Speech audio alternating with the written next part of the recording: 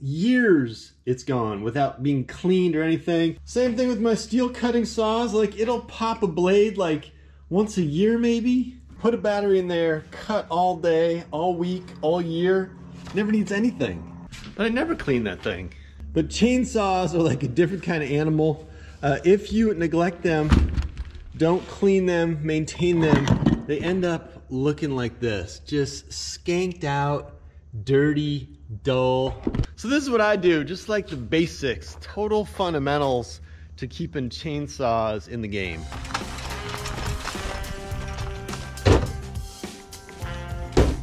So the deal with chainsaws, and it's kind of like a raw deal, is that unlike all other kinds of wood cutting saws, I'm talking like reciprocating saws and circular saws and table saws and all that, unlike all other wood cutting saws, chainsaws dump oil out when they cut.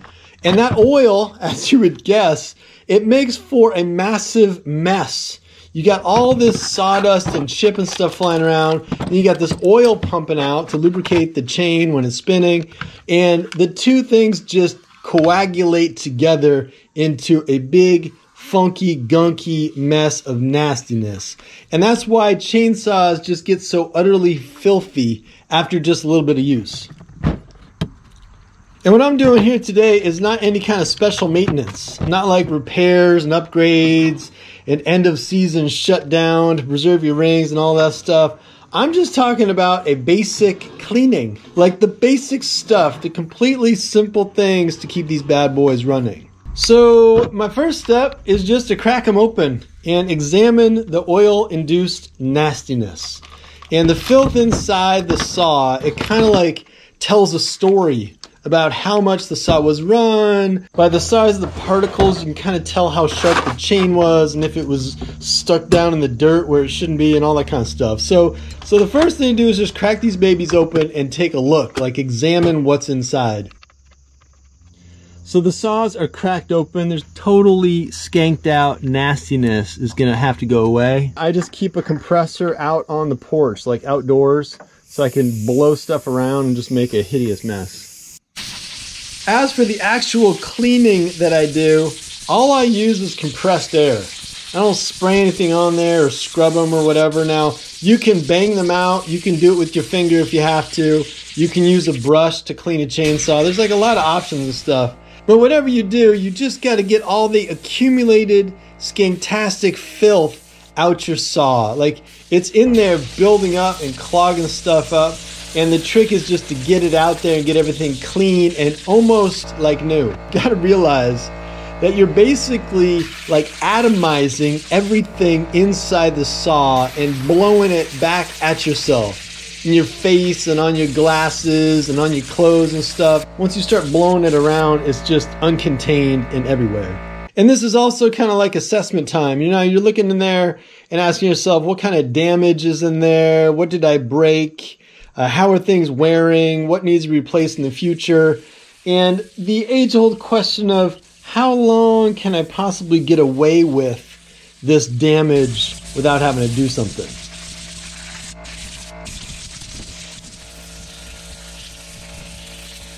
Now let me just say like a little bit about cleaning the bars out, just because there's like a bunch of different ways to do this, and I've experimented a bit with at least two ways. I'll show you in a little bit how I sometimes kind of dredge the channel manually, but usually I just blow it out, and I've kind of compared the two methods and they both work just fine. You just got to get in there with the air and start just cleaning out that channel.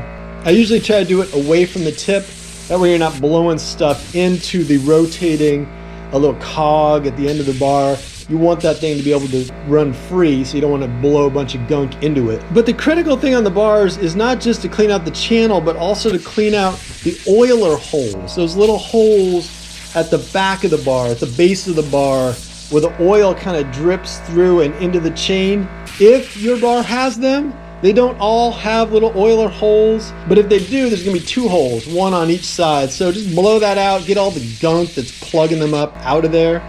And then make sure the cog at the tip is kind of like visible with the air. You know, it like really spins free because gunk will get in there and kind of slow it down. So I'll usually blow that thing with the air until it like really like whizzes free and has no more debris and junk in there. It's not that chainsaws won't run dirty and filthy and gunked up, because they will. I mean, you know that. These were all running pretty well when I brought them in to be cleaned up. So it's not that they won't run when they're all skanked up. It's just that getting everything out of there gets you back to that kind of baseline. Like gets you back to a point where the saw is not going to finally sort of implode on itself because of so much junk. I just pretty much blast everything with air. If the air filter itself has been removed, like I've taken it off, you got to keep from blowing more junk directly into the carburetor. Either plug it with your thumb or just don't blow anything in that area at all with the air filter off. And you got to focus on, I would say, just like two things when you're doing this. One is the oiler, like getting everything out of the oiler until oil itself is just kind of leaking and spraying out. And the other is the clutch, because the clutch, as it spins around, it just sucks up all kinds of junk. And some clutches are exposed, some are kind of like inverted or upside down or whatever. But either way, you just got to blow that out so that it's nice and like spinnable. You know, it doesn't have a bunch of impeding friction. It is a good time right now to check out the bars and see which ones of them are like mushrooming out the worst and like totally shot or needing filing or whatever. So just kind of like run your fingers in there, pick up some metal splinters and stuff, bleed all over the place. Just check out the bars for mushrooming. That's pretty key.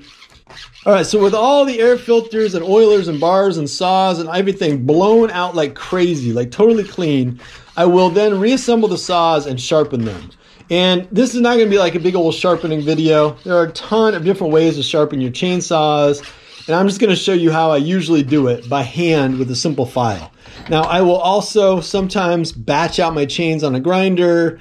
I've used one of those little rotary tools. Like, there's a bunch of ways to do it. I don't think there's really like the best way. There's just kind of like the way that works for you, and you got to figure that out. And recently I've been using like newer, sharper, less used files and really liking that. So it's something to try out. You know, get a box of files and don't use each one forever. Like when it stops cutting on that chain, you know, when it stops really putting a good edge on there, just junk it and get another one.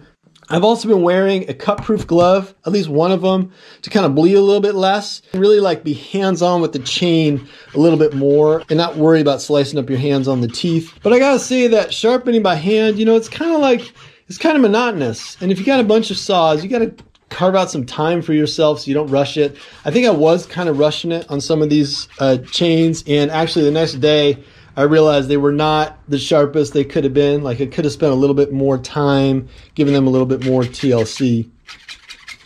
The thing about sharp chainsaws is that they work really great. Even sort of mediocre chainsaws, when they're really sharp, they work really great. And dull ones just suck. The best chainsaw with a dull blade is just like useless. So this part of the process is pretty critical to get a really sharp chain. I usually only sharpen my chainsaws like once or twice a week. It's just kind of how I do it, and I let them get kind of dull.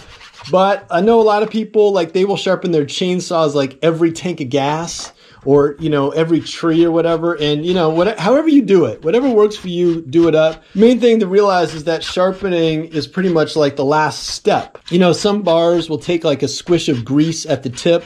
It gets a little grease into the cog at the tip. And you might be replacing an air filter or a spark plug or something. But sharpening them up pretty much means these saws are ready to roll once again.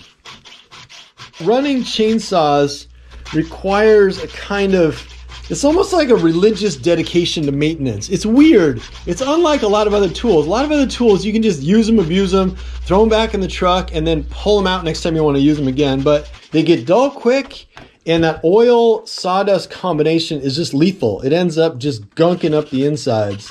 It's too easy to approach a chainsaw like a regular tool. You know, regular tool, you pull it out, use it. When it's done, you know, you don't even have to dust it off. You just put it back in the case and it's ready to go the next time. Chainsaws do not accept that kind of treatment. They just don't. Like, they require degunking and cleaning and regular sharpening.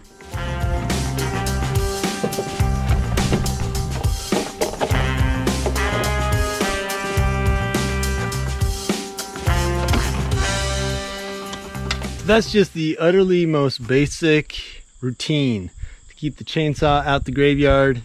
I'm not saying your chainsaw is going to last forever, but it will avoid looking sort of like one of these guys. It's not necessarily a how-to video. I mean, there are some really nice how-to videos out there, all kinds of stuff, but it's just like the story of how I do it. Thanks for checking it out.